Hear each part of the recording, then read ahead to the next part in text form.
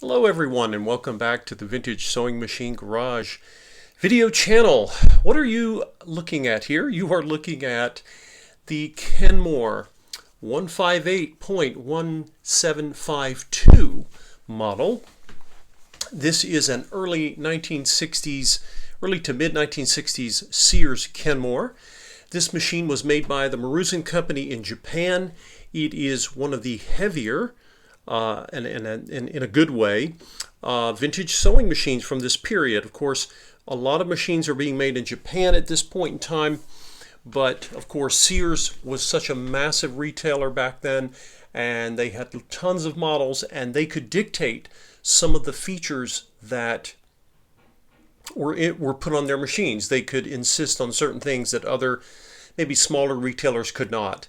I consider these some of the best machines made during the period. And remember, I've mentioned before, if it was a department store or a place like Sears or Montgomery Ward, the warranties and the guarantees that they placed on their products, including sewing machines, were so phenomenal. It's hard to even imagine.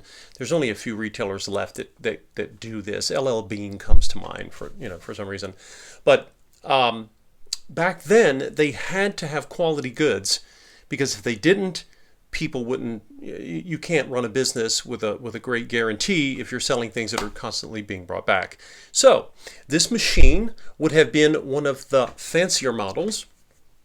You could have gone in Sears and said, we just want a straight stitch machine, and it would have looked, they had a version that looked like this. You wouldn't see these knobs, you would see the lever. This, of course, is your stitch length control. It also controls your ability to go into reverse, which you simply hold there and you can back tag very easily.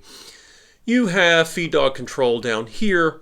And of course, if you wanted to step up, you would have had this knob and this lever, because you would then have had the zigzag version. And then if you made another step up, you would have seen this knob. And this knob is for, and it actually says, it says on here, cam. Now, the way this worked, and if you look up top, you'll see there's also a hatch where you can use accessory cams. And when you look at this knob here, in the upright position where you normally would have it for straight and zigzag, it has a few cams that are built in, and of course they are all steel. Accessory cams that you put in the top, those are made of plastic, and those are okay. It's okay for those cams to be plastic. They're not typically under a lot of stress, and it's not a big deal. But any cam inside the machine, I just prefer it if it is actually made of steel, and these are. So what are your options? You can do blind stitch. You have multi-point blind stitch. And then over here, if you come all the way over, for example, to the left where it says cam, you can, let's see, we can zoom in here. You'll be able to actually see what I'm talking about. There we go. If you bring it over here to cam, then of course you would insert your cam up, your accessory cam up at the top, and you have different decorative stitches to use. So again, this, if any of you have, sometimes you'll see this machine and it'll say the 158-1750, right? And then they would change, they would alter slightly the model number whenever they had, basically, they had a ton of models, and each one would have its own set of features. So that's why you sometimes see machines, they very much look the same, and even sometimes their model numbers are similar, and they use a lot of the same, again, a lot of the same parts. This machine, of course, takes 15x1 home sewing needles. You can get them anywhere, and it's one of the first sewing machines that was sold in North America that was not a European machine that has front to back threading. So when you insert your needle, you insert it with the flat side to the back so you can thread front to back. That's pretty much a standard with most all new sewing machines, and has been for decades. But before then, a lot of your vintage machines would have threaded left to right. A few of them actually went right to left. It doesn't really matter, but I just thought it was interesting. This is one of the first machines that had this capability. So another thing to mention, and then we'll get moving. I'll actually demonstrate the machine for you. Let's see, over here you have a button to turn the machine on. When you press the button, you get the light. The light comes on automatically and you are ready to sew. The foot pedal, you do not see, it's sitting down here on the floor. So when you are trying to decide, well, what kind of machine do I want? There are a lot of great sewing machines out of Japan from the 60s. This particular machine has a feature that Kenmore or Sears specified, and that feature was this. Notice when I bring my, there's a lever in the back to lift the presser foot, obviously, and then I can lift it again, almost basically about a half an inch or so. This is extremely useful if you sew things that have any kind of fluff to them, right? You would never sew like, 18 layers of leather. But you can sew heavy fabrics with this machine. It is a beast. You can sew garment leather. It's incredibly strong. And many of you have seen me do videos and restorations on this same series before. And when I saw this, I thought, oh, that's one of those great, it's kind of like a pistachio white two-tone color. But when I saw it, I thought, oh yeah, I really like these. This is one of those that I can restore again and again. I think this is probably the 4th or 5th version I have done. Sometimes I forget to mention, but it will be mentioned on the listing. This machine is going to be listed on Facebook Marketplace and Kijiji. And a full listing of all of the servicing that went on to basically wake this machine up. Like virtually most all of the machines I get, they're not broken, they're just asleep. They've been sitting for a long time. This one had some dust and dirt. I have since, you can see her, she's gorgeous now. And all of the oiling points were gone through. Removing a little thread remnant over here on the clutch knob. Going through, again, systematically going through every section of the machine. I've got some photos of that I usually try to take and share those with people in the postings. You won't see them in the video, but you can certainly see the machine here running. And this is one of those many machines that was just left. It was just sitting there. And now that it has been gone through, it is incredible. And I have shown these to you folks before, and when I lift it back, there is nothing under here but just incredible solid steel. And it's, again, you don't get this in new sewing machines, unfortunately. It's sad to say you don't. But there are tons of these machines out there. This is, if you go online, you can search in the places I just mentioned that I'm going to post the ad, but you can find them listed online other places. Tons of machines, whether they're Kenmore's or other brands. People will often sell them. However, they say, runs the last time it was used. Well, when was that? It could be decades ago. Often people are selling sewing machines and they don't necessarily know a lot about them, especially if they've been sitting a long time. Sometimes they inherit them, or they get them, someone gives it to them, or maybe they thought they would try to fix it and they don't. But they don't always know. So when I go to buy a machine, and I've made videos for those of you, this is what you want to look for when you're trying to decide what do you want to pay. 95% of the cost of buying a machine like this for me is in the labor. Occasionally, like I've got a new little felt washer here at the top. What else? I've got a new needle. Sometimes you might need to replace. I'm just trying to think of what that is. There's so very little that you would ever replace. A light bulb, right? The light bulb here is fine. Those are typically the things I replace. The belt is in great shape. Normally, parts, and I say normally, there are always going to be exceptions. Normally, parts represent a very small percentage of the cost that I incur when I buy these machines. I have to purchase them and I assess them. But again, the vast majority of the value of getting a machine like this that has been gone through is the labor that has been invested to take care of it. When someone says they think, you'll see machines listed, well, it might need a tune-up. Well, what does that mean? Cleaning lint out of the feed dog area, which I did here, and oiling the machine, that's just a normal part of maintenance. But this entire machine had not been touched, I'm guessing at least 15, 20 years. And so it was time, way past time. But the machine just sits there and waits. There's no harm to it. It was stored, someone stored it indoors somewhere. So, as the daylight is fading here, let's go ahead and have you guys watch it run. I've got a size 16 needle in here. I've got some denim, and I want you to hear the way it runs. It's incredibly smooth, and I'll go into reverse here and just do a little back tacking.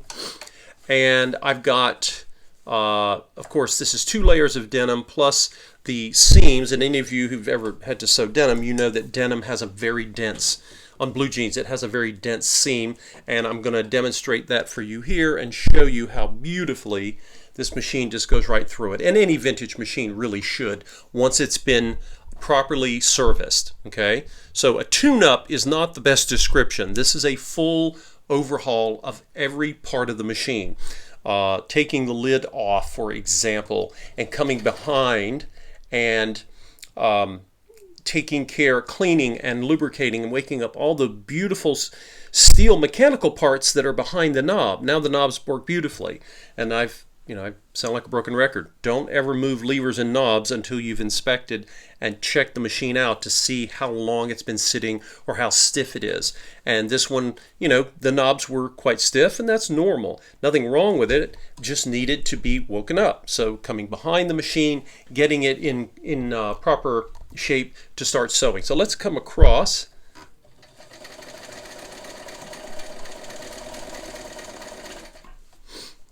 And now we'll see. Oh, it's just a beautifully balanced stitch. These machines are so forgiving once they've been given a proper overhaul, which this one, like most everyone I get, they've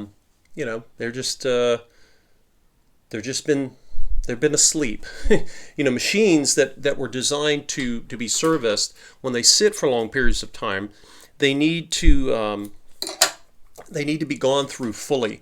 So let's see. Okay, I'm going to come over, make myself a new row here, and let's turn the fabric around. Come here.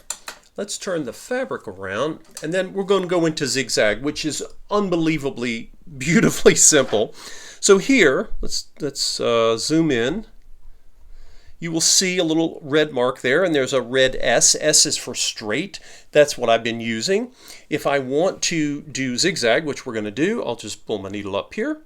So you can see I just pulled the needle up out of the way. And we're going to take the knob, and we'll just turn it to the right. And we'll go all the way over to the farthest, which I think is set here at number 4. This knob down here is set onto zigzag, which is what you want if you're going to do zigzag. If not, you still leave it here. The only time you move this knob is for blind stitch, the multi-point blind, and the decorative cams. But many of you will mostly use this. This knob will often be in this position or at 12 o'clock, and you can alter your stitch width. So back to, let's get a little close up here. Hopefully you can see a little bit better about what the machine's actually doing.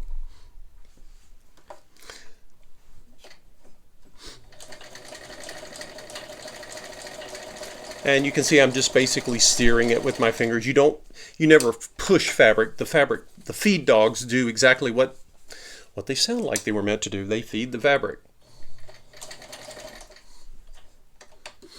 Okay, and again, I'll pull this up in a minute so you can actually see what the machine is doing. And again, going right over those dense seams.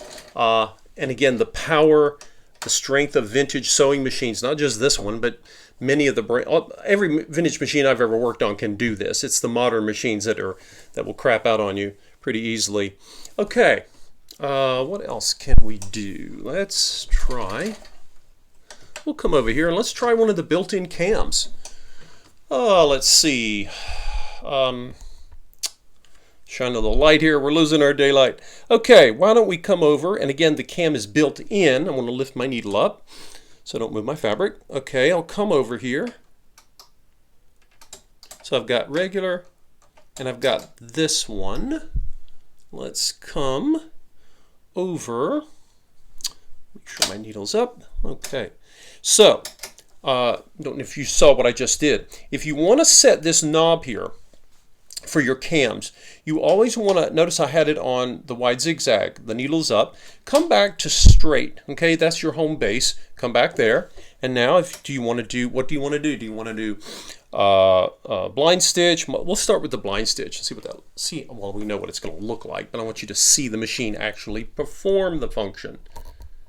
And again, this is, it would be nice. Now that we have our cam set, let's come over, and I'm adjusting the zigzag as I meant to. Now, unlike zigzag, notice what those of you who sew know what a blind stitch is. Notice it comes down, it does a straight stitch, and then it hops over. And that's the nature of a blind stitch. We'll come over and make another row here. And, when you have built-in cams, that is the electromechanical way of doing things that modern machines use computer boards for. But this was a much more expensive way to make a machine. But the great thing is, what is this, pushing 60 years old? And I can overhaul it, and it is functional. We're not having to worry about, losing software. All right, I'm moving over to multi-point. That's either a multi-point zigzag or a multi-point blind stitch. I have to go back and check my manual for that. But let's see what it does. Okay. That is multi-point zigzag. And again, those of you who sew, you may or may not find a need for that. Now, let's do this. Before we lose all of the light, let's take a look and let's see what kind of stitches we've got here. Okay, take a look, folks. Again, you see that the stitch goes right over that heavy seam, doesn't miss a beat, doesn't lose its tension. Kenmores are known for extremely good tension. Any machine can lose it, but Kenmores are, and you can see, here's the multi-point I just did right there. Actually, let me do that. Okay. Yeah, you can see the multi-point zigzag. I have it on the longest stitch length, and then what else did we do? I did the zigzag, of course. I came down.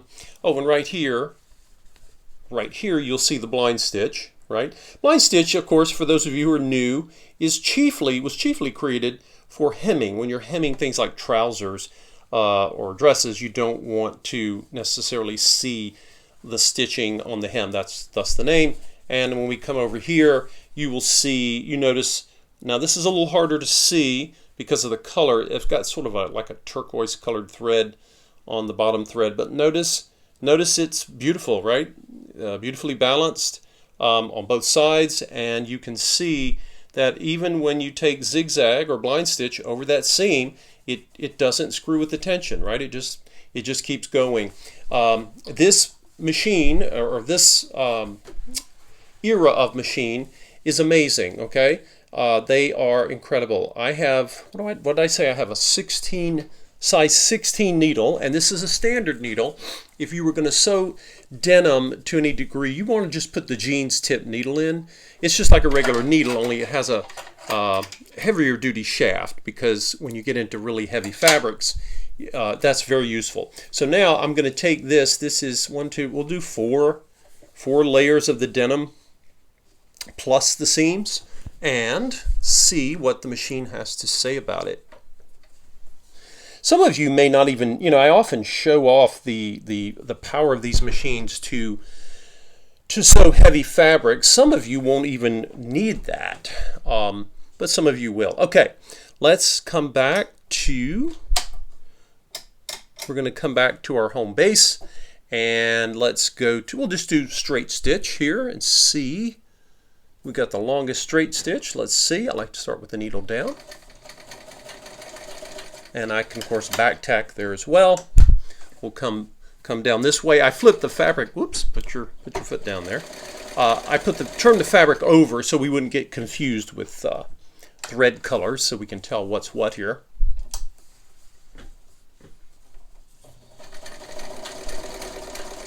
And again, it's 1.2 amps in terms of its power.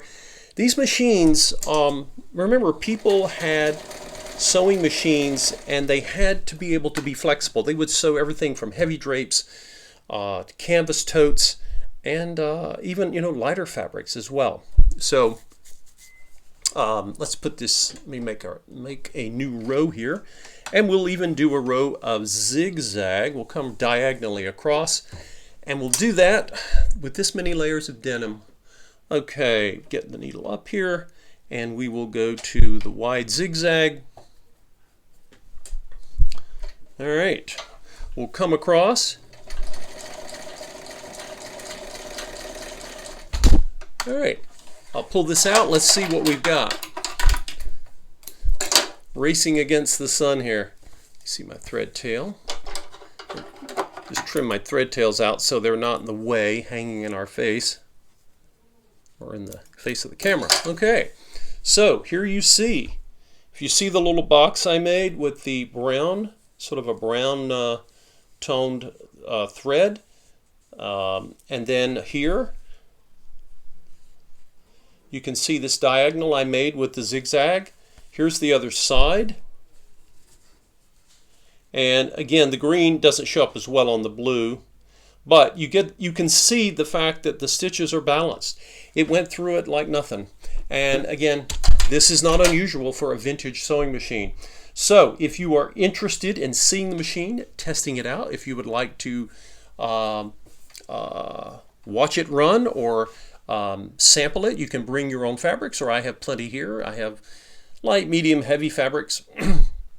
With leather tip needles, you can sew garment leather with these, and you can do it again and again. So thanks for watching, everyone. Another of the Kenmores, the great Kenmores from the time when Sears and Roebuck was really something. And the same applies to many of the retailers of that time. But those retailers are gone, but a lot of the products they sold are still here, thankfully, and we get to enjoy them. They just need waking up. They need the service that they've been waiting for. So, thanks for watching, and we will see you in the next video.